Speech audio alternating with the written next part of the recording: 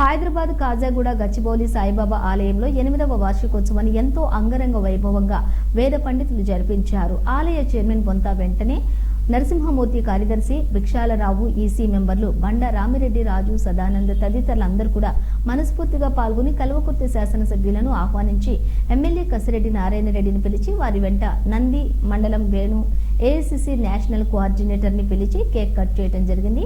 వారికి కార్యవర్గం వారు శాలువాలతోటి సన్మానించి తీర్థప్రసాదాలనిచ్చి దాదాపుగా 1100 మందికి భోజనాలు ఏర్పాటు చేసి వారితో పాటుగా భోజనాలు స్టార్ట్ చేయించారు. ఈ కార్యక్రమంలో ఇంత దిగ్విజయం జరిగినందుకు మిమ్మల్ని అందరినీ కూడా మీరు ఆహ్వానించినందుకు సాయిబాబా ఎల్లవేళలా మా యందు ఉండాలని, అలాగే కార్యవర్గాన్ని కూడా వాళ్ళు అభినందిస్తూ భక్తులు కూడా భోజనాల తర్వాత కార్యవర్గాన్ని ప్రశంసలతో అభినందనలు తెలియజేశారు. ఈ కార్యక్రమంలోని ప్రతి సంవత్సరం కూడా ఏ విధంగా చేయగలమని చెప్పేసి నరసింహమూర్తి తెలియజేశారు.